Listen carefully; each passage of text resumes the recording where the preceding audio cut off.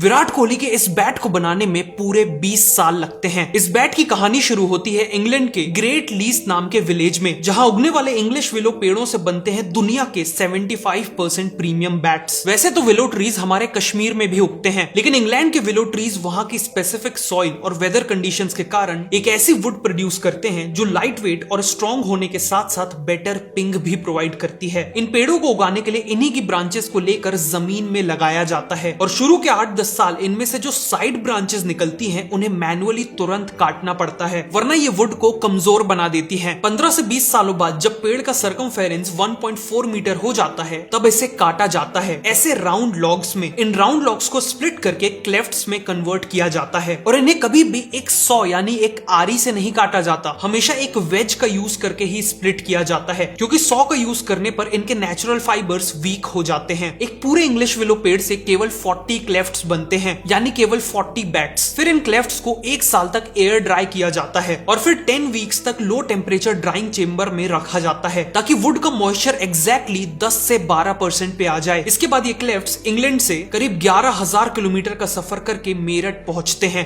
SG और SS जैसी companies के पास। भारत के मेरठ में ही पूरी दुनिया के सबसे ज्यादा इंग्लिश विलो बैट्स बनते हैं। यहाँ इन क्लेफ्ट्स को 2 टन पर स्क्वायर इंच के प्रेशर में कंप्रेस करके हार्ड बनाया जाता है, लेकिन ये प्रोसेस आसान नहीं होती। ज्यादा प्रेशर देने पर बैट की पिंग खत्म हो जाती है और अगर कम प्रेशर दिया तो बैट कमजोर रह जाएगा और बॉल लगते ही उस पर डेंट आ जाएगा। क्लेफ्ट्स को प्रेस करने के बाद एक मशीन से इन्हें रफ बैट का शेप दिया जाता है, जिसके बाद एक मास्टर क्राफ्ट्समैन 3 घंटे लगा के इन्हें हाथों से फाइनल शेप देता है। इंटरेस्टिंग बात यह है कि बैट का हैंडल इंग्लिश विलो से नहीं बनता, वो बनता है मलेशिया के जंगलों से आए इन मनाओ केन से। टॉप लेवल क्रिकेटर्स अपना कस्टम बैट बनवाते हैं, जैसे सचिन तेंदुलकर एक 1.47 kg का बैट यूज किया करते थे जो एवरेज बैट से करीब 300 ग्राम हेवियर था। हार्दिक पांड्या अपने बैट को 200% एक्स्ट्रा कर्व करवाते हैं और सूर्या के बैट में रेड कलर का शेड होता है। लास्ट स्टेप में बैट को हैमर टेस्ट से गुजरना पड़ता है और केवल इसका साउंड सुन के क्राफ्ट्समैन को पता चल जाता है कि बैट सही से बना है या नहीं। 20 साल की इस लंबी प्रोसेस के बाद ये बैट फाइनली क्रिकेटर्स के हाथों में जाता है। ऐसी और वीडियोस के लिए मुझे फॉलो करिए।